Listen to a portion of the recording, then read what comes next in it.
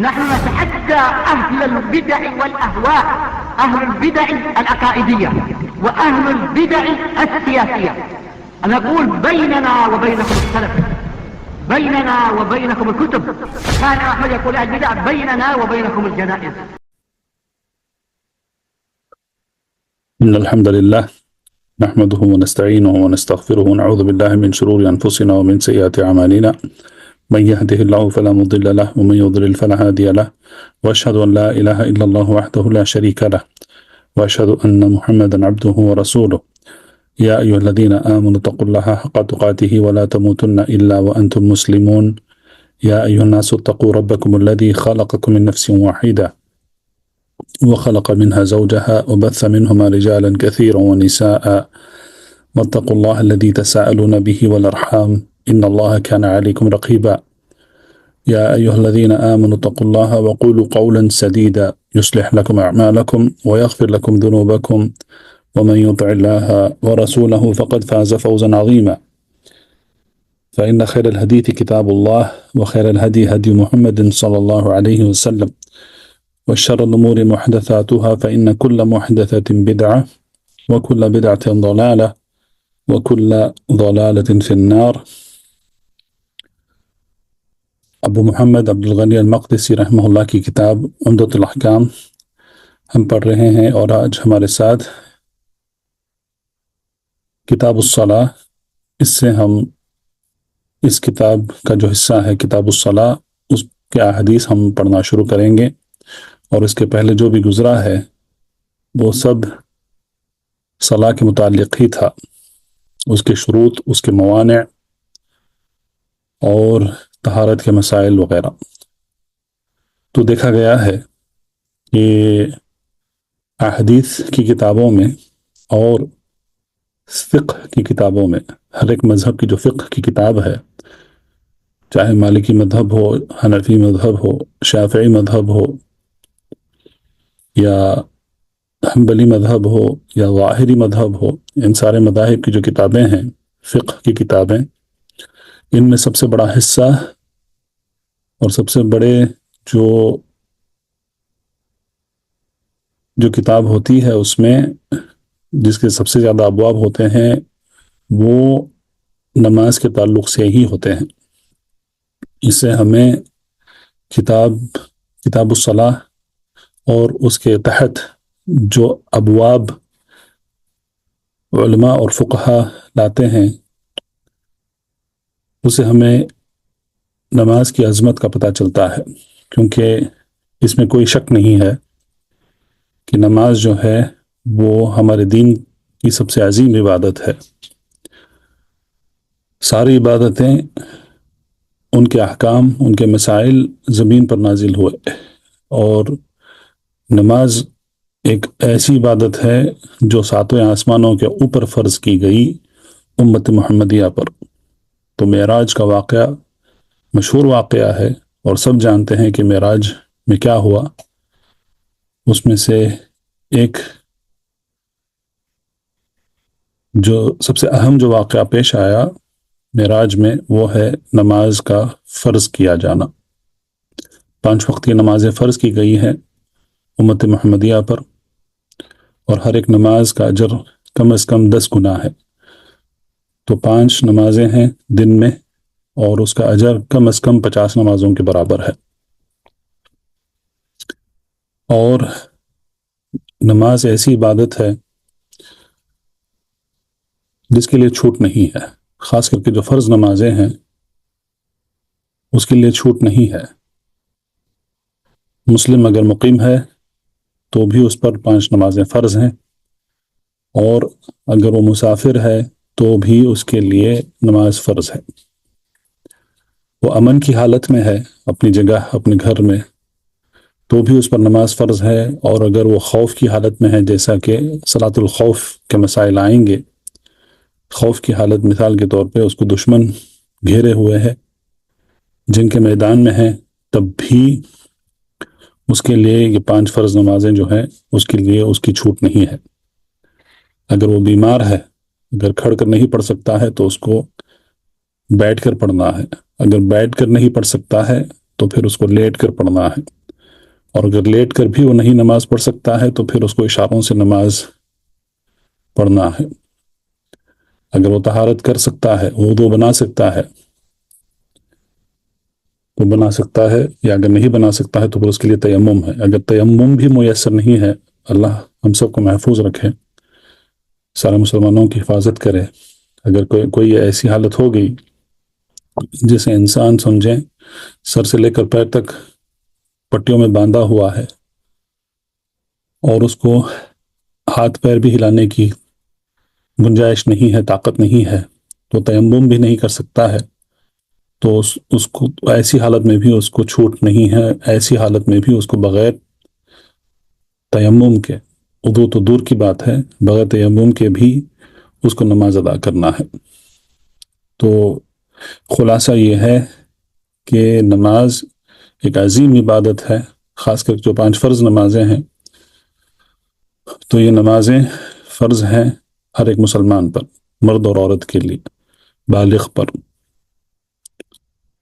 عاقل پر، جس کے عقل ٹھکانے ہیں، تو یہ اس کی عظمت ہے۔ تو 5 وقت کی نمازیں ہیں، ایک دن میں 17 رکعت ہوتی ہیں، اور اس رکعت میں ہم سورۃ الفاتحہ پڑھتے ہیں، جو دعا ہے، ہدایت اور استقامت کے لیے دعا ہے اللہ سبحانہ وتعالیٰ سے۔ اور پھر نماز کئی قسم کی ہیں، اس کو علماء نے اس کی قسمیں بھی بیان کی ہیں۔ سب سے پہلی قسم ہے فرض عین، جو ہر مسلمان مرد، عورت، عاقل، بالغ پر فرض ہے۔ 5 وقت کی نمازیں ہیں، فجر کی 2 رکعت، ظہر کی 4، عصر کی 4، مغرب کی 3 اور عشاء کی 4۔ یہ نماز 5 وقت کی نماز ہے، اس کو فرض عین کہا جاتا ہے۔ پھر وہ نماز ہے جو فرض کفایہ ہے، مثال کے طور پہ صلاۃ الجنازہ ہے، کہ اگر ایک مسلمان نے بھی پڑھ لیا یا کچھ مسلمانوں نے اس کو ادا کر لیا تو وہ گناہ اس علاقے کے ہر ایک مسلمان کے سر پر سے ہٹایا جاتا ہے، اس کو فرض کفایہ کہتے ہیں۔ اس کے بعد باری آتی ہے سنہ مؤکدہ کی، وہ سنتیں جس کی تاکید کی گئی ہے حدیث میں اور رسول اللہ صلی اللہ علیہ وسلم کے سنت سے، کہ آپ صلی اللہ علیہ وسلم ان کو کبھی بھی نہیں چھوڑا کرتے تھے، اقامت کی حالت میں بھی ان کو ادا کرتے تھے اور سفر کی حالت میں بھی ان کو ادا کرتے تھے۔ وہ ہے فجر کی 2 سنت فرض نماز سے پہلے جو ادا کی جاتی ہیں وہ، اور وتر جو رات کی آخری نماز ہوتی ہے۔ اور فرض عین کے بعد بعض فقہا واجب بھی کہتے ہیں۔ اصل یہ ہے کہ فرض اور واجب میں فرق نہیں ہے، لیکن جو احناف ہیں وہ فرض میں اور واجب میں وہ فرق کرتے ہیں، لیکن دوسرے جو مذاہب ہیں، سارے مذاہب کے نزدیک فرض اور واجب جو ہے وہ ایک ہی ہے۔ مثال کے طور پہ احناف کے نزدیک وتر جو ہے وہ واجب اس کو کہتے ہیں، لیکن واجب 6 نہیں ہے، دن میں 5 ہی ہیں۔ تو یہ بھی ایک قسم کی تقسیم فقہا کرتے ہیں۔ وہ کہتے ہیں کہ مثال کے طور پہ 5 وقت کی جو نماز ہے وہ فرض ہے، فرض عین ہے، لیکن واجب جو ہے مثال کے طور پہ جمعہ ہے، یہ فرض ہے، یہ واجب ہے۔ صلاۃ العیدین ہے، عید الفطر کی نماز اور عید الاضحیٰ، اس کو بھی واجب وہ قرار کرتے ہیں۔ تو یہ بہرحال یہ فقہی مسائل ہیں اور فقہا اور علماء بہتر جانتے ہیں، لیکن یہ بھی ایک تقسیم بیان کی جاتی ہے۔ اس کے بعد سنہ مؤکدہ کی باری آتی ہے۔ اس کے بعد سنہ راتبہ ہیں، وہ سنتیں جو نبی کریم صلی اللہ علیہ وسلم ایک دن میں ادا کیا کرتے تھے، اور وہ کون سی ہیں؟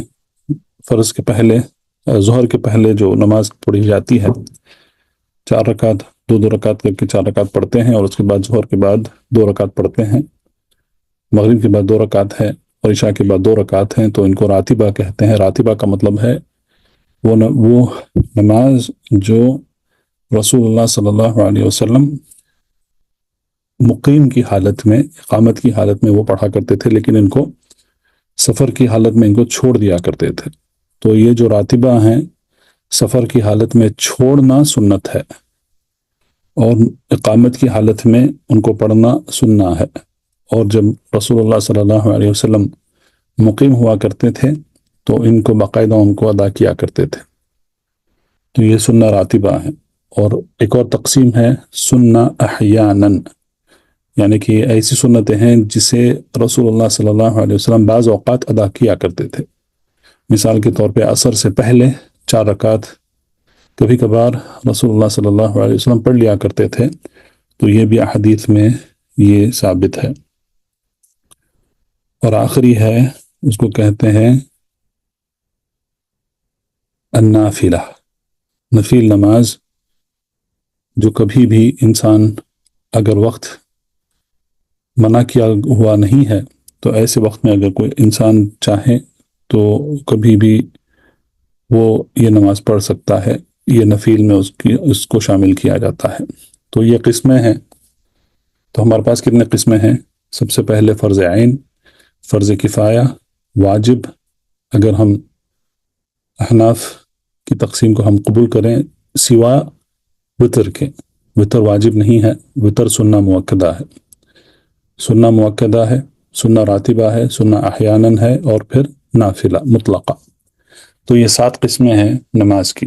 تو کتاب الصلاۃ میں یہ سب بولنے کا مقصد یہ ہے، محدثین اور فقہا انہی نمازوں کا ذکر کرتے ہیں اور انہی نمازوں کا ترتیب سے ذکر کرتے ہیں۔ ان کی جو اہمیت ہے اس اہمیت کے اعتبار سے ان کے مسائل بیان کرتے ہیں۔ تو دیکھا گیا ہے کہ حدیث کی کتابوں میں، اور خاص کر کے وہ کتابیں جن کو حدیث الاحکام کہتے ہیں، احکام کے حدیث، اب یہ جو کتاب ہم پڑھ رہے ہیں عمدۃ الاحکام، اس کو احادیث الاحکام کہتے ہیں، کیونکہ اس میں ساری احادیث جو ہیں ان میں عبادات اور معاملات کے متعلق احکام جمع کیے گئے ہیں اور بیان کیے گئے ہیں۔ تو ایسی کتابیں، حدیث کی کتابیں اور فقہ کی کتابوں میں سب سے زیادہ جو حصہ لیتی ہیں کتابیں، وہ نماز کے مسائل ہیں، نماز کے متعلق ہیں۔ تو اس مختصر سے مقدمے کے ساتھ ہم پڑھنا شروع کریں گے کتاب الصلاۃ۔ تفضل یا سعد۔ بسم الله والحمد لله والصلاة والسلام على رسول الله وعلى آله وأصحابه أجمعين، أما بعد، فيقول المصنف أبو محمد عبد الغني المقدسي رحمه الله تعالى في كتابه عمدة الأحكام من كلام خير الأنام صلى الله عليه وسلم: كتاب الصلاة، باب المواقيت. عن أبي عمرو الشيباني واسمه سعد بن إياس قال: حدثني صاحب هذا الدار، وأشار بيده إلى دار عبد الله بن مسعود، قال: سألت النبي صلى الله عليه وسلم: أي العمل أحب إلى الله تعالى؟ قال: الصلاة على وقتها. قلت: ثم أي؟ قال: بر الوالدين. قلت: ثم أي؟ قال: الجهاد في سبيل الله. قال: حدثني بهن رسول الله صلى الله عليه وسلم، ولو استزدته لزادنی. نعم۔ تو پہلا جو باب ہے، کتاب ہے کتاب الصلاۃ، اور اس کے تحت یہ پہلا باب لائے ہیں مؤلف رحمہ اللہ، باب المواقیت۔ مواقیت جو ہے وہ میقات کا جمع ہے۔ میقات سے مراد وقت، نماز کا وقت کیا ہے، یہ جمع ہے۔ وقتیں اگر ہم اردو میں کہیں، مواقیت جمع کا صیغہ ہے۔ تو پہلی حدیث جو لائے ہیں عبداللہ بن مسعود رضی اللہ عنہ سے، اس کی روایت کرتے ہیں ابو عمرو الشیبانی، ان کا نام کیا تھا؟ سعد بن ایاس، تابعی ہیں جو یہ حدیث عبداللہ بن مسعود سے وہ روایت کر رہے ہیں۔ انہوں نے کہا کہ عبداللہ بن مسعود رضی اللہ عنہ نے کہا کہ حدثنی صاحب هذه الدار، یعنی کہ وہ اشارہ کرتے ہیں عبداللہ بن مسعود کے گھر کی طرف. صاحب هذه الدار یعنی اس گھر کے صاحب یعنی کہ اس گھر والے یعنی کہ عبداللہ بن مسعود کہتے ہیں. اور انہوں نے اشارہ کیا بیدہ الی دار عبداللہ ابن مسعود, اپنے ہاتھ سے اشارہ کیا عبداللہ بن مسعود کے گھر کی طرف. کہا کہ عبداللہ بن مسعود نے کہا قال سألت النبی صلی اللہ علیہ وسلم, میں نے نبی کریم صلی اللہ علیہ وسلم سے پوچھا ای العمل احب الی اللہ, وہ کون سا عمل ہے جو سب سے زیادہ محبوب ہے اللہ تعالیٰ کے پاس, یعنی کہ اللہ سبحانہ وتعالیٰ کون سے عمل کو سب سے زیادہ پسند کرتے ہیں. تو سب سے پہلے اس میں محبت جو صفت ہے وہ اللہ سبحانہ وتعالیٰ کے لیے یہ ثابت کی گئی ہے اس حدیث میں, یعنی کہ اللہ سبحانہ وتعالیٰ اعمال سے محبت کرتے ہیں. تو یہ محبت جو ہے یہ اللہ سبحانہ وتعالیٰ کی ایک صفت ہے. تو رسول اللہ صلی اللہ علیہ وسلم نے جواب دیا عبداللہ بن مسعود کو, کہا کہ الصلاۃ علی وقتها, تو یہی اس کو کہتے ہیں شاہد. تو شاہد کیا ہے اس حدیث میں؟ نماز کی فضیلت. سب سے پہلے سب سے افضل نماز کون سی ہے اور سب سے پسندیدہ نماز کون سی ہے اللہ سبحانہ وتعالیٰ کے پاس؟ وہ ہے وہ نماز جو اس کے وقت پہ ادا کی جائے. الصلاۃ علی وقتها. ثم ای, اس کے بعد کون سا عمل ہے؟ قال بر الوالدین, اس کے بعد والدین کے ساتھ اچھا سلوک کرنا, ان کے حقوق ادا کرنا وغیرہ, جس کو ایک جامع لفظ میں بیان ہوتا ہے ہمیشہ قرآن الحدیث میں بر الوالدین. اس کے بعد عبداللہ بن مسعود رضی اللہ عنہ نے رسول اللہ صلی اللہ علیہ وسلم سے پوچھا ثم ای, اس کے بعد کون سا ہے؟ قال الجہاد فی سبیل اللہ.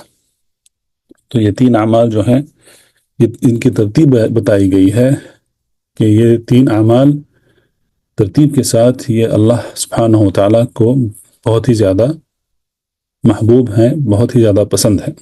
قال عبداللہ بن مسعود نے کہا کہ حدثنی بہن رسول اللہ صلی اللہ علیہ وسلم, تو اللہ کے رسول صلی اللہ علیہ وسلم نے مجھے ان کو سنایا, ان اعمال کو.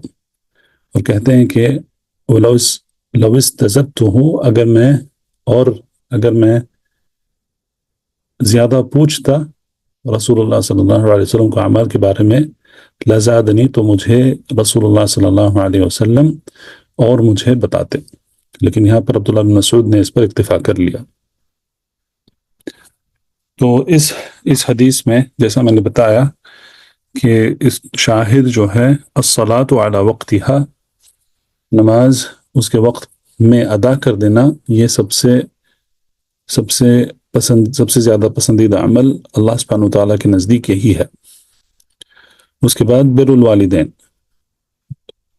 والدین کے ساتھ اچھا سلوک کرنا, پورے عزت احترام کے ساتھ ان کے ساتھ سلوک کرنا, اور ان کے جو حقوق ہیں ان حقوق کو ادا کرنا, یہ سب جو ہے بر الوالدین میں شامل ہوتا ہے.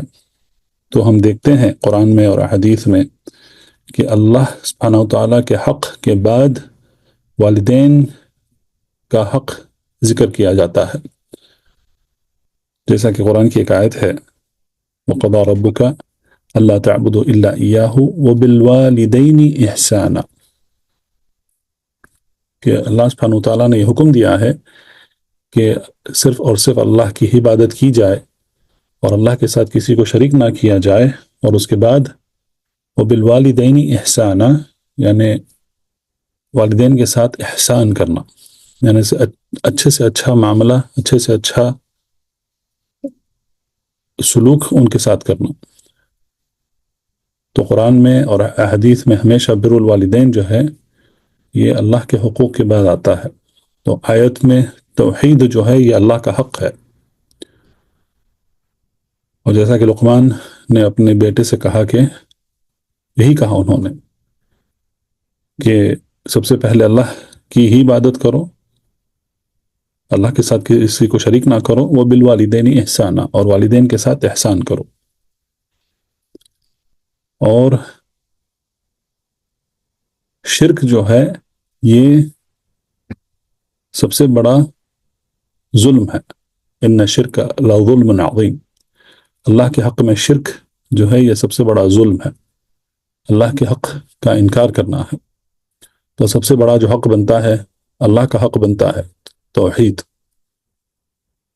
اور یہاں پر عمل کے اعتبار سے، عبادت کے اعتبار سے نماز، تو نماز، توحید اور نماز کے بعد قرآن میں والدین کے ساتھ احسان کا لفظ استعمال ہوا، اور حدیث میں بر الوالدین، بر یعنی کہ اچھا سلوک، اچھا عمل، عزت، احترام، حقوق، ان سب کے اعتبار سے والدین کے لیے جو لائق ہے، جیسا کہ قرآن میں کہا گیا ہے کہ وَلَا تَقُلْ لَهُمَا اُفٍّ، کہ والدین کو اف بھی نہیں کہنا ہے۔ تو یہ والدین کا حق اللہ سبحانہ وتعالیٰ کے حقوق کے بعد آتا ہے۔ توحید اور نماز، عبادت سب سے عظیم عمل ہے، تو اس کے بعد جو عمل آتا ہے وہ بر الوالدین ہے، اور اس کے بعد الجہاد فی سبیل اللہ۔ تو یہ ہم سب جانتے ہیں کہ یہ بھی ایک عظیم عبادت ہے، اور یہ بہت بڑا عمل ہے کہ اس کو ادا کیا جاتا ہے تاکہ اللہ سبحانہ وتعالیٰ کا کلمہ جو ہے وہ سب سے اعلیٰ ہو اللہ کے لیے، نہ کہ جان کے، نہ کہ مال کے لیے، نہ کہ ریا کے لیے، یعنی کہ یہ سوچ کے جہاد کرنا کہ لوگ کہیں گے کہ کیا بہادر ہے، تو اس کے لیے نہیں کیا جاتا ہے۔ یہ صرف اور صرف اس لیے کیا جاتا ہے تاکہ اللہ سبحانہ وتعالیٰ کا دین غالب ہو، اور کلمہ توحید، کلمہ اخلاص بلند ہو، تو یہی اس کا مقصد ہوتا ہے۔ اور اس کے تعلق سے یہ بھی ہمیں جان لینا ضروری ہے کہ جہاد کی جو ہیں وہ 13 قسمیں ہیں۔ ابن القیم رحمہ اللہ اپنی کتاب زاد المعاد میں انہوں نے 13 قسموں کا ذکر کیا ہے، اور الجہاد فی سبیل اللہ یعنی کہ جو جنگ کے میدان میں اتر کر جو جہاد کیا جاتا ہے وہ آخری مرحلہ ہے، اور وہ 13ویں قسم ہے۔ افسوس یہ ہے کہ لوگ 12 قسمیں بھول جاتے ہیں، 12 قسمیں بھول کر سیدھا 13ویں قسم پر پہنچ جاتے ہیں، اور اس سے جو وہ نقصان پہنچاتے ہیں دین کو، اس کا ہم اندازہ بھی نہیں لگا سکتے ہیں کہ وہ کتنا نقصان پہنچاتے ہیں۔ تو 12 قسمیں جو ہیں وہ 12 قسمیں پہلے ادا کرنا ہے، اس کے بعد 13ویں قسم پر پہنچنا ہے، اور اس میں سب سے پہلے جو ہے وہ ہے، پہلی قسم ہے علم حاصل کرنا، اس پر عمل کرنا، دوسرا، تیسرا اس کی طرف دعوت دینا، چوتھا اس پر صبر کرنا۔ تو یہی خلاصہ ہے سورۃ العصر کا۔ تو یہ 4 قسمیں ہیں جو ایک انسان پر یہ فرض بنتی ہیں۔ اس کے بعد 2 قسمیں بیان کیے ہیں، ابن القیم کہتے ہیں کہ یہ شیطان کے ساتھ جہاد کیا جاتا ہے، سب سے پہلے شہوات کے خلاف اور شبہات کے خلاف، تو یہ 6 قسمیں ہیں۔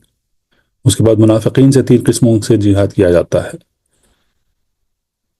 قلم سے، زبان سے اور مال سے۔ اگر منافق ہے لیکن وہ اسلام کی طرف تھوڑا میل رکھتا ہے، اور اگر اس پر کچھ مال خرچ کیا جائے تو وہ اسلام میں داخل ہو سکتا ہے، اسلام کے خلاف جو بھی وہ کرتا ہے سازشیں، اس سے باز آ جائے گا، وہ اس سے رک جائے گا، تو پھر اس کو مال دے کر اس کا دل جیت لیا جاتا ہے۔ تو یہ 3 قسمیں ہیں، تو کتنے ہوئے؟ 9 قسمیں ہوئے۔ اور پھر کفار کے ساتھ جو ہے وہ 4 قسمیں ہیں، سب سے پہلے قلم کے ساتھ، زبان کے ساتھ اور مال کے ساتھ، اور پھر آخری قسم جو ہے وہ یہ ہے جس کو قتال بھی کہا جاتا ہے، جنگ کے میدان میں اترنا اور کفار سے قتال کرنا۔ تو یہ 13 قسمیں ہیں مختصر کے طور پر، جس کو ابن القیم رحمہ اللہ انہوں نے اس کو ذکر کیا ہے۔ تو یہ ساری 13 قسمیں جو ہیں ان کو دو حصوں میں ان کو بانٹا جا سکتا ہے۔ اس کو کہتے ہیں جہاد الطلب اور جہاد الدفع۔ جہاد طلب کرنا، اور دفاع کرنا۔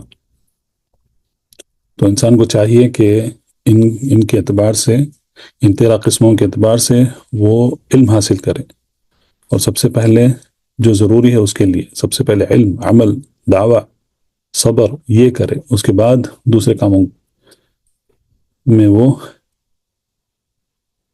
حصہ لے۔ تو 13ویں قسم آخر میں آتی ہے، اور اس کے لیے بھی شروط ہیں، اس کے لیے بھی ایک امیر شرط ہے، یعنی کہ یہ ایک حاکم کے حکم پر ہی یہ کیا جاتا ہے۔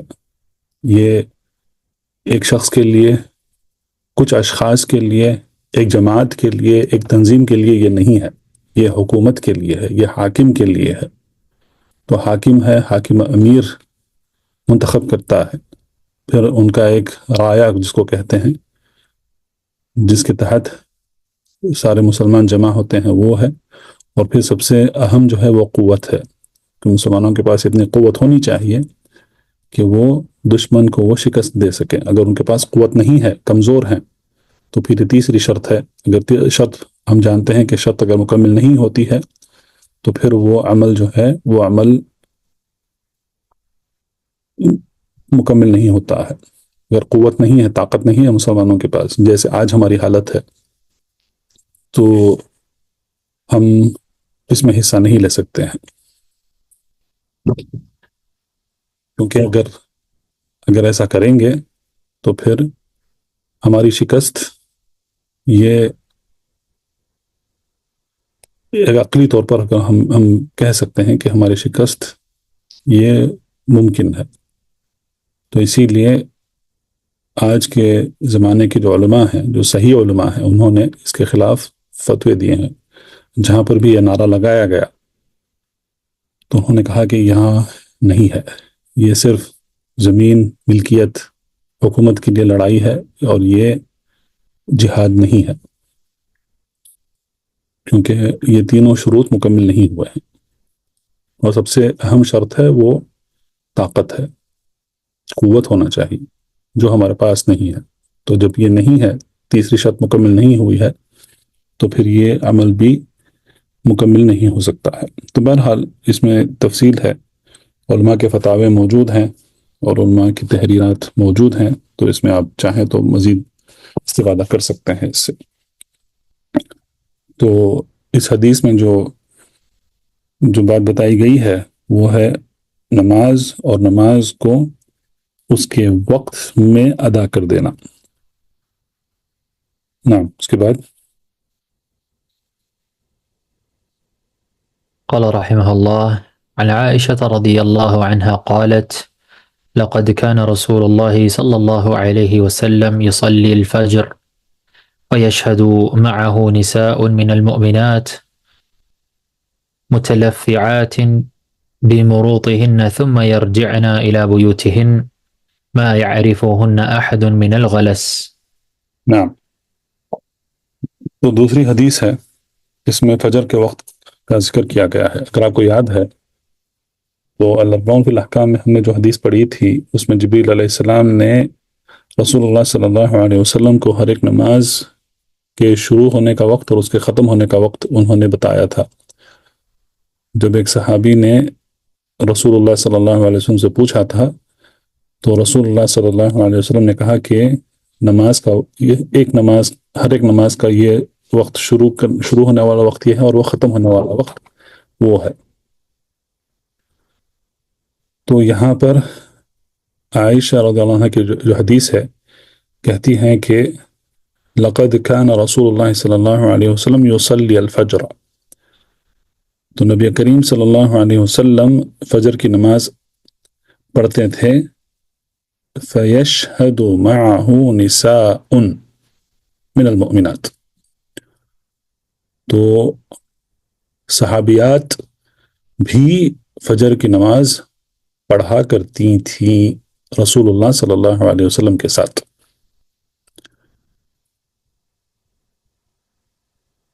متلفعات بمروطہن، مروط کہتے ہیں ایک ایسا لباس جو عورت کو مکمل ڈھانک دیتا ہے۔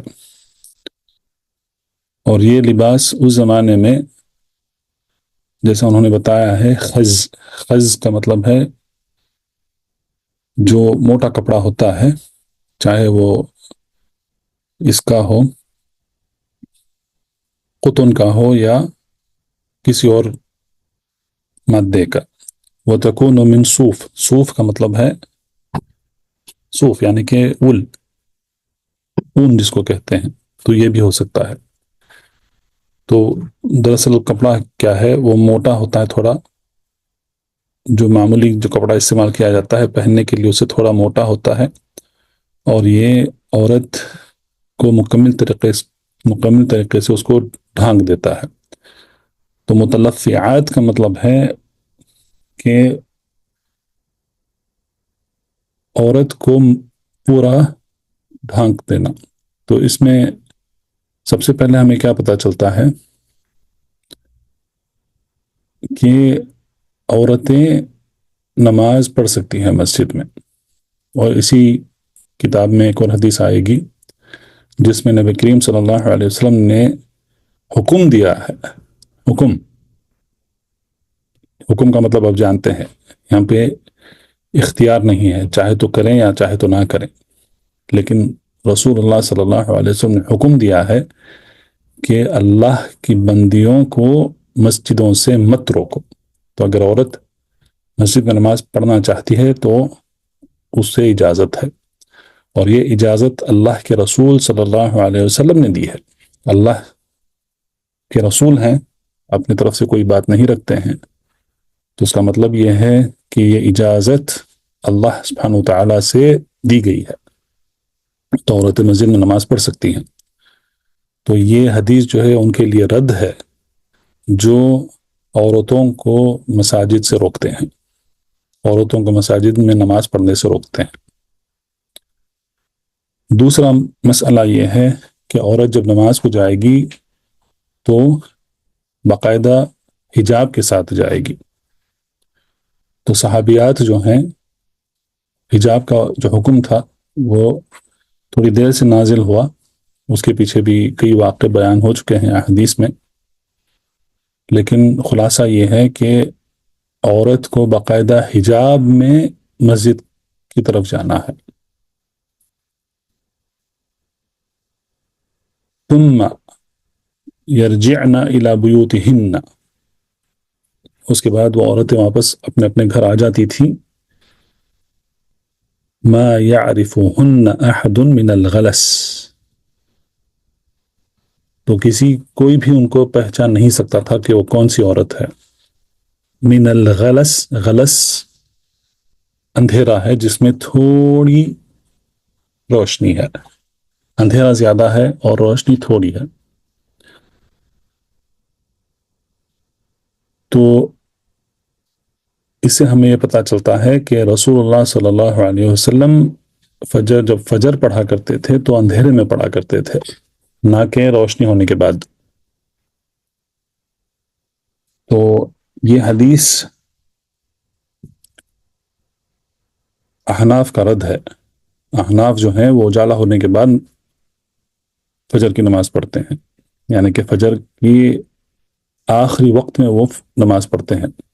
اجالا ہو جاتا ہے تو جب وہ ختم کرتے ہیں نماز تو تقریباً سورج جو ہے وہ طلوع ہونے کے قریب رہتا ہے۔ لیکن سنت کیا ہے؟ سنت یہ ہے کہ فجر کی نماز اندھیرے میں پڑھی جائے۔ یہ تو صرف عائشہ رضی اللہ عنہ کی حدیث ہے، ایسے کئی احادیث ہیں جس میں صحابہ نے یہ ذکر کیا ہے کہ اللہ کے رسول صلی اللہ علیہ وسلم فجر کی نماز اندھیرے میں پڑھا کرتے تھے۔ تو یہاں پر اس حدیث میں یہی بیان کیا گیا ہے، من الغلس، یعنی کہ عورتیں آتی تھیں نماز پڑھنے کے لیے مسجد میں، وہ باقاعدہ حجاب کی حالت میں آتی تھی، اور جب وہ لوٹ جاتی تھی نماز ادا کر کے لوٹ جاتی تھی تو اندھیرے کی وجہ سے کوئی بھی ان کو نہیں پہچان سکتا تھا کہ وہ کون ہے۔ تو اس میں آپ اندازہ لگا سکتے ہیں کہ ہو سکتا ہے کہ شوہر بھی اپنی بیویوں کو نہیں پہچان سکتے تھے. ایسی حالت میں فجر کی نماز ختم ہو جاتی تھی، یعنی کہ اندھیرے کی حالت میں فجر کی نماز ختم ہو جاتی تھی. دوسرا جو حجاب کا جو مسئلہ ہے یہاں پر، ان الفاظ سے ہم یہ جانتے ہیں کہ متلفعات بمروطہن کا مطلب ہے کہ حجاب جو ہے عورت کے لیے سر سے پیر تک اس کا حجاب ہے. آج نعوذ باللہ پتہ نہیں یہ کس نے یہ غلط لفظ سکھا دیا ہے کہ عورت جو چاہے پہن لیتی ہے، یہاں تک کہ تنگ کپڑے بھی پہن لیتی ہے، اور اللہ کی پناہ ایسے کپڑے پہنتی ہے کہ اس کے جسم کے حصے بھی دکھنے لگتے ہیں، لیکن اپنے سر پر ایک سکارف باندھ لیتی ہے اور کہتی ہے کہ یہ حجاب ہے. یہ کون سے اعتبار سے حجاب ہے؟ عربی میں بھی یہ جمتا نہیں ہے. شریعت نے جس طریقے سے حجاب کا تعارف کروایا ہے وہ اعتبار سے بھی وہ حجاب نہیں بنتا ہے. حجاب میں 5 چیزیں شامل ہوتی ہیں. سب سے پہلے جو سر پہ جو کپڑا باندھا جاتا ہے وہ 2 قسم کے ہیں. اس کو کہتے ہیں عربی میں، ایک ہے برقع، با را قاف عین، برقع. تو سر پہ جو سکارف جو باندھا جاتا ہے اس کو برقع کہتے ہیں عربی میں، لیکن اردو میں سارا جو لباس ہے اس کو برقع کہتے ہیں، لیکن اصل کیا ہے کہ وہ صرف سکارف کو برقع کہتے ہیں، یا خمار ہوتا ہے. تو خمار تھوڑا لمبا ہوتا ہے، عورتیں جانتی ہیں، سر سے لے کر تقریباً عورت کی کمر تک وہ کپڑا اس کو ڈھانک دیتا ہے، تو اس کو خمار کہتے ہیں. تو یہ پہلا حصہ ہے. دوسرا حصہ ہے اس کا عبایا یا عبات اس کو کہتے ہیں. تو عبات یہ وہ حجاب کا حصہ ہے جو عورت اپنے بدن کو لپیٹتی ہے اس سے. تیسرا حصہ ہے نقاب. نقاب عورت اپنا چہرہ ڈھانکتی ہے نقاب سے. چوتھا ہے اس کو قفازہ یا قفازات کہتے ہیں، یعنی کہ گلوز کو کہتے ہیں. اور 5واں ہے ساکس. تو یہ 5 ملا کر حجاب بنتا ہے. کیونکہ عورت، اس کو عورت کیوں کہتے ہیں؟ عورہ سے عورت ہے، یعنی کہ وہ ایسی چیز ہے جس کو چھپا کے رکھنا ہے، اس کو ڈھانک کر رکھنا ہے اس کو. تو اسی سے عورت بنتا ہے اردو میں. اور عورہ اردو میں بھی استعمال ہوتا ہے، عربی میں بھی استعمال ہوتا ہے، وہ چیز جس کو چھپانا ہے. تو اگر کسی نے صرف اپنے سر پر ایک سکارف لپیٹ لیا تو یہ حجاب کیسے ہوا؟ نہ عربی سے یہ ثابت کر سکتے ہیں، اور نہ شریعت کے اعتبار سے اس کو ثابت کر سکتے ہیں. تو حجاب کا مطلب ہے عورت اپنے ہر ایک اعضے کو وہ چھپائے گی غیر محرم کے آگے. تو یہی اس کا مطلب ہے متلفعات بمروطہن، یعنی کہ اپنے آپ کو ایسے ڈھانک لیا کرتی تھی عورتیں کہ کوئی بھی ان کو پہچان نہیں سکتا تھا. تو یہ حجاب ہے.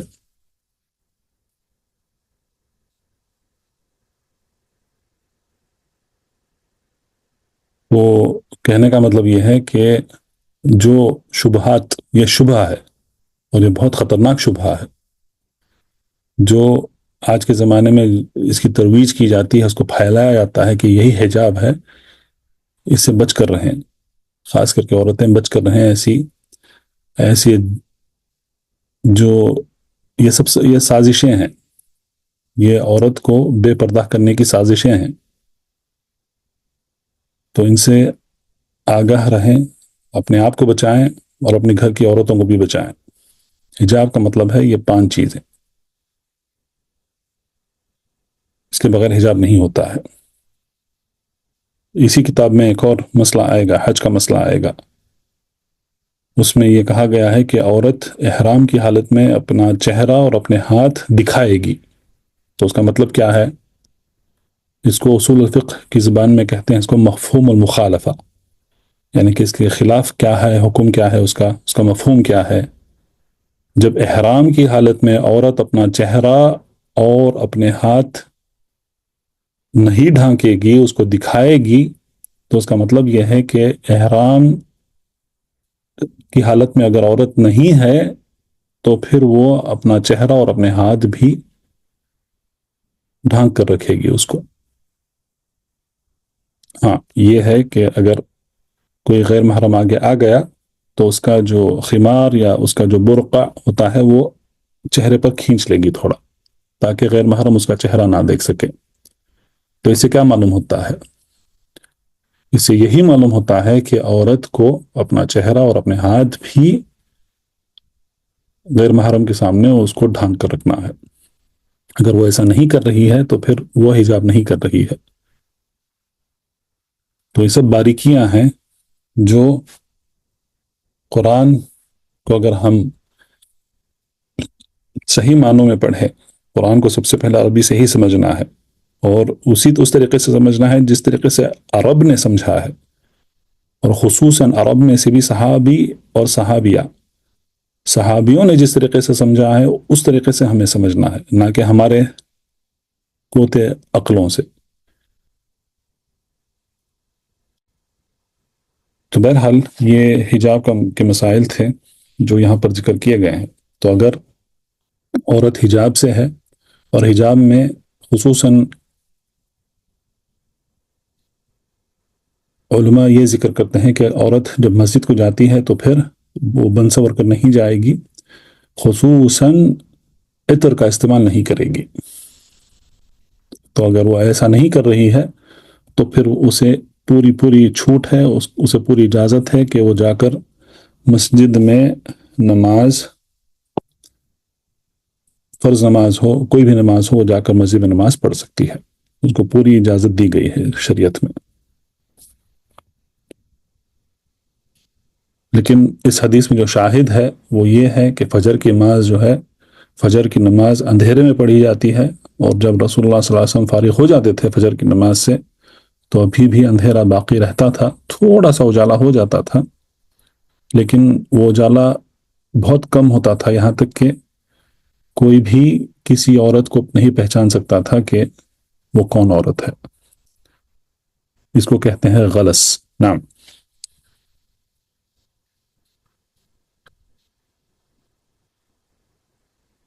قال رحمه الله: عن جابر بن عبد الله رضي الله عنه قال: كان النبي صلى الله عليه وسلم يصلي الظهر بالهاجرة، والعصر والشمس نقية، والمغرب إذا وجبت، والعشاء أحيانا وأحيانا إذا رآهم اجتمعوا عجل، وإذا رآهم أبطأوا أخر، والصبح اجتمعوا عجل.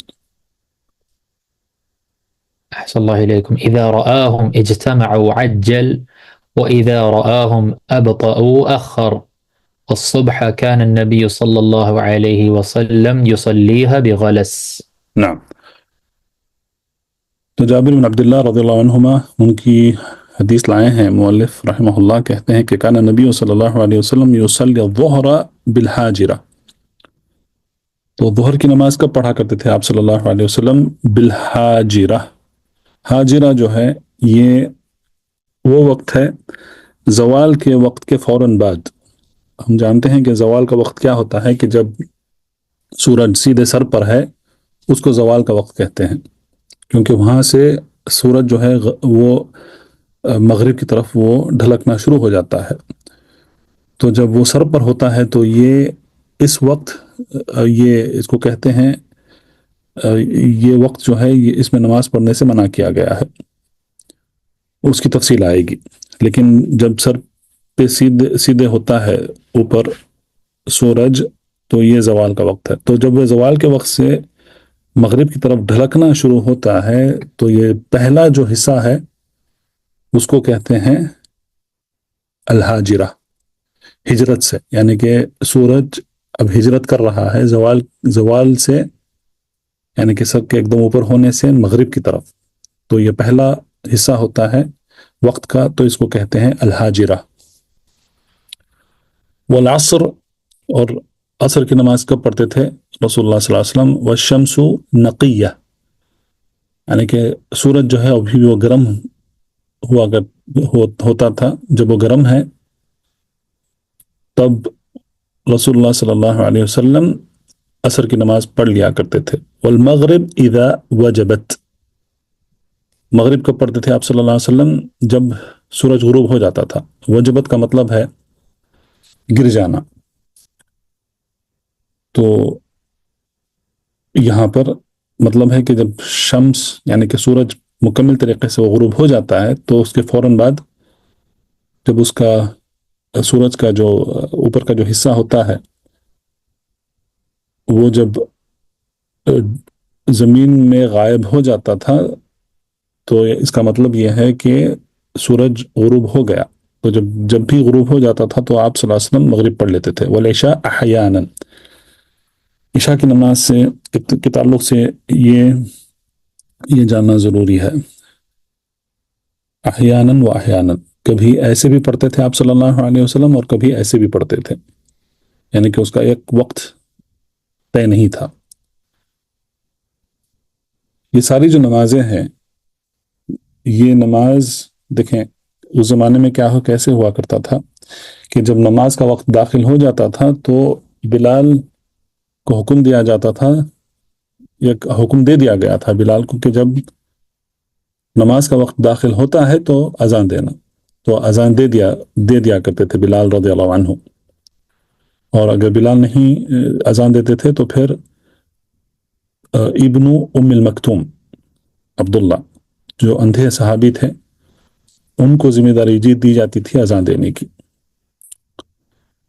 تو ان کے ساتھ کوئی ایک شخص ہوا کرتا تھا، تو وہ وقت سب جانتے تھے کہ وقت کون سا ہے نماز کا، تو عبداللہ بن ام مکتوم کو وہ کہہ دیتے تھے کہ نماز کا وقت داخل ہو گیا ہے، تو پھر وہ اذان دے دیتے، تو بہرحال اذان دے دی جاتی تھی، جب وقت داخل ہو جاتا تھا تو اذان دے دی جاتی تھی، لیکن اقامت کا وقت جو ہے وہ طے نہیں تھا، کیونکہ نبی کریم صلی اللہ علیہ وسلم ان کے گھر جو تھے وہ سیدھا مسجد میں کھلتے تھے، تو رسول اللہ صلی اللہ علیہ وسلم اذان ہونے کے بعد جب بھی داخل ہو جاتے تھے تو تب نماز پڑھا دیتے تھے۔ تو صحابیوں کی عادت یہ تھی کہ جب اذان ہو جاتی تو سب فوراً مسجد کی طرف وہ مسجد میں آ جاتے تھے، وہ اور مسجد میں آ کر وہ بیٹھ جاتے تھے انتظار کرتے ہوئے نماز کی، فرض نماز کی۔ تو جب رسول اللہ صلی اللہ علیہ وسلم آتے تو وہ پڑھا دیتے تھے نماز۔ تو اقامت کا وقت کوئی مقرر نہیں کیا گیا تھا کہ اسی وقت اتنے وقت کے بعد اقامت دی جائے گی اور فرض کی نماز پڑھی جائے گی۔ تو اس سے ہمیں صحابیوں کا اہتمام کا اندازہ ہوتا ہے کہ وہ اذان سنتے ہی وہ سب مسجد میں آ جاتے تھے۔ وہ عشاء کے متعلق یہاں پر جو حدیث لائی گئی ہے کہ آپ صلی اللہ علیہ وسلم احیاناً و احیاناً، کبھی ایسا بھی پڑھتے تھے کبھی ویسا بھی پڑھتے تھے۔ اذا رأوہم اجتمعوا عجل، یعنی کہ جب آپ صلی اللہ علیہ وسلم دیکھتے کہ سارے صحابی آ گئے ہیں تو کبھی جلدی پڑھا دیتے تھے عشاء کی نماز۔ وَإِذَا رَأَوْهُمْ أَبْطَأُوا أَخَّرُ، یعنی کہ اگر وہ دیکھتے کہ پورے صحابی نہیں آئے ہیں، مسجد میں ابھی جمع نہیں ہوئے ہیں، تھوڑی دیر سے آ رہے ہیں، تو آپ صلی اللہ علیہ وسلم بھی تھوڑی دیر سے عشاء کی نماز پڑھاتے تھے۔ تو کئی سال میں دیکھیں مختلف اوقات پر مختلف حالات ہوتے ہیں لوگوں کے۔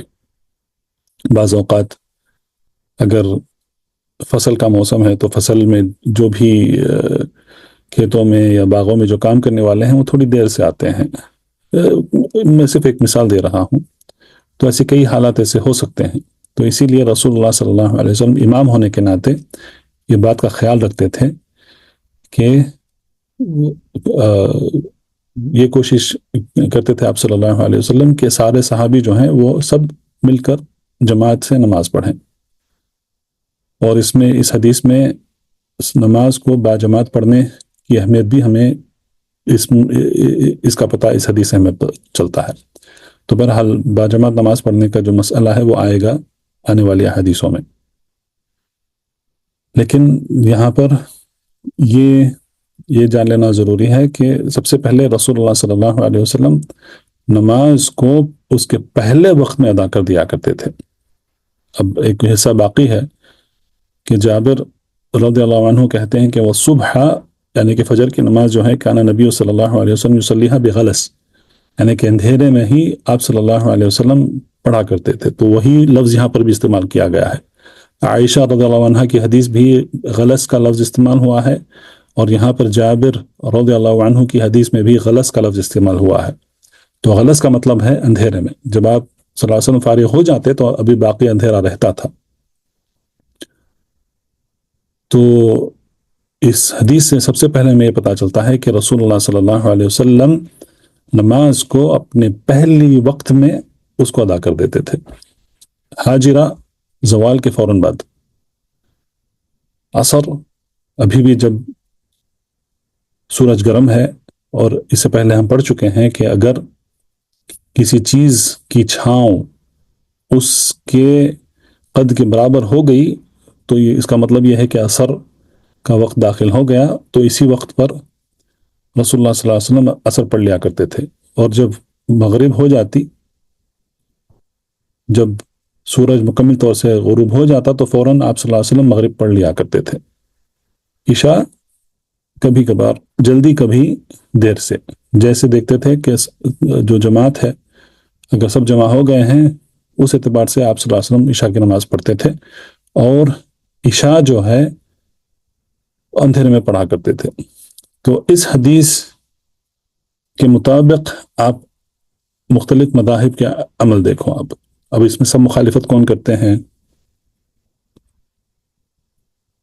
افسوس کے ساتھ کہنا پڑتا ہے کہ احناف ہی مخالفت کرتے ہیں۔ احناف نماز کے آخری وقت میں نماز پڑھتے ہیں، صرف مغرب جو ہے وہ فوراً پڑھ لیتے ہیں، عشاء بھی جلدی پڑھ لیتے ہیں، لیکن عشاء میں دیری کرنا یہ سنت ہے، عشاء میں تھوڑی دیر کرنا، اور دوسری نمازوں کو اپنے وقت پر پہلے وقت میں ادا کر دینا یہی سنت ہے۔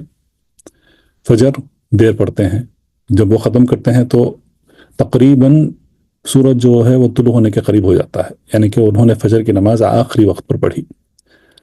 ظہر پہلی وقت پر نہیں پڑھتے ہیں، دیر سے پڑھتے ہیں، عصر دیر سے پڑھتے ہیں، مغرب مغرب اتنا اختلاف نہیں ہے، اور عشاء جلدی پڑھ لیتے ہیں، جبکہ عشاء تھوڑی دیر سے پڑھنا چاہیے۔ تو بہرحال یہ حدیث جو ہے یہ رسول اللہ صلی اللہ علیہ وسلم کب نماز پڑھا کرتے تھے اس کے متعلق ہے۔ نعم، اس کے بعد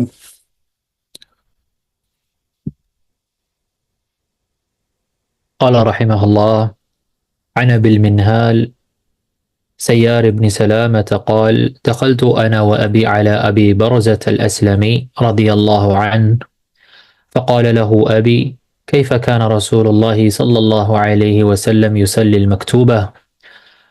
فقال كان يصلي الهجير التي تدعونها الأولى حين تدحض الشمس، ويصلي العصر، ثم يرجع أحدنا إلى رحله في أقصى المدينة والشمس حية، ونسيت ما قال في المغرب، وكان يستحب أن يؤخر من العشاء أو من العشاء التي تدعونها العتمة، وكان يكره النوم قبلها والحديث بعدها، وكان ينفتل من صلاة الغداء حين يعرف الرجل جليسه ويقرأ بالستين إلى المئة۔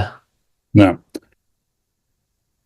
تو اس حدیث سے آج کا درس ختم کرتے ہیں۔ اس کا ترجمہ یہ ہے کہ ابو منہال سیار بن سلمہ کہتے ہیں کہ دخلت انا و ابی علی ابی برزہ الاسلمی، تو ابو برزہ الاسلمی صحابی ہیں، تو سیار بن سلامہ سیار اور ان کے والد سلامہ، یہ دونوں داخل ہوتے ہیں ابو برزہ کے پاس، اور ان کے والد یعنی کہ سلامہ پوچھتے ہیں ابو برزہ الاسلمی سے کیف کان رسول اللہ صلی اللہ علیہ وسلم یصلی المکتوبہ، کہ آپ صلی اللہ علیہ وسلم، المکتوبہ کا مطلب ہے فرض نماز، تو فرض نماز کو الفریضہ کہتے ہیں، المکتوبہ کہتے ہیں، الواجبہ کہتے ہیں، تو یہ سب مختلف نامے ہیں فرض نماز کے لیے۔ تو مکتوبہ سے مراد فرض نماز ہے۔ تو انہوں نے پوچھا کہ رسول اللہ صلی اللہ علیہ وسلم فرض نماز کب پڑھا کرتے تھے؟ فقال، تو ابو برزہ الاسلمی رضی اللہ عنہ نے کہا کان یصلی الحجیرہ، یعنی کہ حجیر ابھی جو گزرا ہے، حاجرہ الحجیر، اس سے مراد ظہر کی نماز ہے، التی تدعونہا الاولی، تم جس کو پہلی نماز بولتے ہو، یعنی کہ دن کی پہلی نماز ہے، حین تدخط الشمس، تو جب سورج زوال سے ہٹ جاتا ہے سورج اور تھوڑا ڈھلک جاتا ہے مغرب کی طرف، تو تب آپ صلی اللہ علیہ وسلم ظہر کی نماز پڑھ لیا کرتے تھے۔ وَيُصَلِّ الْعَصْرَ ثُمَّ يَرْجِعُ أَحَدُنَا إِلَى رَحْلِهِ فِي أَقْصَى الْمَدِينَةِ، اور جب رسول اللہ صلی اللہ علیہ وسلم عصر کی نماز سے فارغ ہو جاتے تو ہم میں سے ہر ایک یعنی کہ صحابہ وہ اپنے اپنے گھر لوٹتے تھے، وَالشَّمْسُ حَيَّةٌ، اور سورج جو ہے وہ بھی گرم ہوا کرتا تھا، یعنی کہ جب عصر کے وقت کے داخل ہوتے ہی آپ صلی اللہ علیہ وسلم عصر کی نماز پڑھ لیا کرتے تھے۔ وَنَسِيتُ مَا قَالَ فِي الْمَغْرِبِ، اور مغرب کے تعلق سے وہ کہتے ہیں کہ میں بھول گیا کہ مغرب کے تعلق سے انہوں نے کیا کہا، یعنی کہ ابو برزہ الاسلمی رضی اللہ عنہ نے کیا کہا، اور کہتے ہیں وَكَانَ يَسْتَحِبُّ أَن يُؤَخِّرَ مِنَ الْعِشَاءِ، تو رسول اللہ صلی اللہ علیہ وسلم عشاء کو تھوڑی دیر سے پڑھتے تھے، یعنی کہ وہ پسند کرتے تھے کہ تھوڑی دیر سے اس کو ادا کیا جائے عشاء کی نماز کو۔ التی تدعونہا العتمہ، تو عشاء کی نماز کا ایک اور نام ہے العتمہ۔ اور یہاں پر رسول اللہ صلی اللہ علیہ وسلم کی سنت میں اضافہ کرتے ہوئے انہوں نے کہا کہ وَكَانَ يَكْرَهُ النَّوْمَ قَبْلَهَا، یعنی کہ رسول اللہ صلی اللہ علیہ وسلم عشاء سے پہلے سونے سے کراہت کیا کرتے تھے، کیونکہ اگر سو گیا انسان تو پھر وہ عشاء کی نماز جو ہے وہ اس سے چھوٹ سکتی ہے۔ وَالْحَدِيثَ بَعْدَهَا، اور عشاء کے بعد بیٹھ کر گفتگو کرنا، حدیث کا مطلب ہے یہاں پر بات چیت، گفتگو کرنے سے آپ صلی اللہ علیہ وسلم پسند نہیں کیا کرتے تھے اس کو، کیونکہ دیکھیں عشاء سے پہلے اگر انسان سو گیا تو پھر اس کی عشاء چھوٹنے کا ڈر ہے یا قضا ہونے کا ڈر ہے، اور اگر وہ عشاء کے بعد باتیں کر گفتگو کر کے وہ بیٹھ گیا تو پھر وہ دیر سے سوئے گا، پھر اس کے فجر اس سے چھوٹنے کا ڈر ہوتا ہے۔ تو اسی لیے اہل العلم نے اس میں حکمت بیان کی ہے کہ نماز سب سے پہلے نماز کو اہمیت دینا چاہیے، تو انسان اس کا پورا دن جو ہے ان 5 نمازوں کے دار و مدار اس کا دن ہونا چاہیے، اور اس کو ہمیشہ یہی خیال ہونا چاہیے کہ وہ کوئی بھی کام کرے اس کی نماز اسے نہیں چھوٹنا ہے، اس کی نماز اس کے پہلے وقت میں اس کو ادا کر دینا ہے۔ تو اسی لیے آپ صلی اللہ علیہ وسلم عشاء کی نماز سے پہلے سونے سے آپ کراہت کیا کرتے تھے، اور عشاء کے بعد بیٹھ کر گفتگو کرنا، بات چیت کر کے بیٹھ جانا، اور ایسے طریقے سے بیٹھنا کہ وقت کا پتہ ہی نہیں چل رہا ہے، دیر سے سونا پھر فجر کا چھوٹ جانا، اس میں یہ خطرہ ہوتا ہے۔ وَكَانَ يَنْفَتِلُ مِنْ صَلَاةِ الْغَدَاةِ، تو یہاں پر صلاۃ الغداء جو ہے یہ فجر کی نماز ہے۔ تو اس حدیث میں آپ کو 3 نام ملتے ہیں یا 4 نام ملتے ہیں آپ کو۔ سب سے پہلے مکتوبہ ہے جو فرض نماز ہے، دوسرا حجیر ہے یا ظہر کی نماز ہے، تیسرا العتمہ ہے جو عشاء کی نماز ہے، اور چوتھا الغدات یعنی کہ یہ فجر کی نماز ہے۔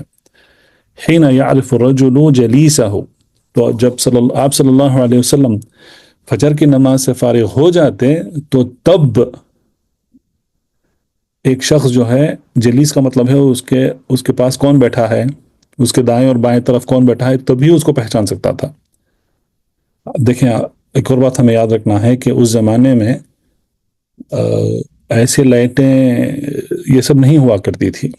تو مسجد میں عموماً آپ کہہ سکتے ہیں کہ کچھ چراغ جلایا کرتے تھے، یا جس کو مشال کہتے ہیں وہ جلایا کرتے تھے، اور کبھی کبھی وہ بھی نہیں ہوتا تھا تو اس کو نہیں جلاتے تھے، اس کو تو اندھیرا رہتا تھا عموماً. تو اس حدیث میں یہ کہنا کہ جب آپ صلی اللہ علیہ وسلم فجر کی نماز سے فارغ ہو جاتے تو تب ایک شخص اپنے دائیں بائیں جو بیٹھے ہیں ان کو پہچان سکتا تھا، تب پہچان سکتا تھا. تو اس کا مطلب کیا ہے؟ اس کا مطلب یہ ہے کہ تھوڑا اجالا ہو گیا ہے اور پھر وہ جان سکتا ہے کہ اس کے دائیں بائیں کون بیٹھا ہے. تو اس کا مطلب کیا ہے؟ اس کا مطلب یہ ہے کہ رسول اللہ صلی اللہ علیہ وسلم فجر کی نماز اندھیرے میں ادا کیا کرتے تھے. وَيَقْرَعُ بِالسِّتِّينَ إِلَى مِيَّةٍ، یعنی کہ آپ صلی اللہ علیہ وسلم فجر کی نماز میں 60 سے لے کر 100 آیت تک آپ پڑھا کرتے تھے. تو یہی حدیث کے الفاظ ہیں، اور اس میں خلاصہ یہی ہے کہ کون سی نماز کون سے وقت پڑھنا ہے. تو ایک حساب سے جابر بن عبداللہ رضی اللہ عنہما کی حدیث ہے، اور پھر یہ ابو برزہ الاسلمی رضی اللہ عنہ کی حدیث ہے، اور اس سے پہلے جو حدیث گزری ہے عائشہ رضی اللہ عنہ کی فجر کے تعلق سے. تو ان سارے احادیث میں ہمیں یہ پتہ چلتا ہے کہ نماز جو 5 وقت کی جو نماز ہیں ان کو کس وقت پر ہمیں ادا کرنا ہے. تو اس کے ساتھ آج کا درس ختم کرتے ہیں.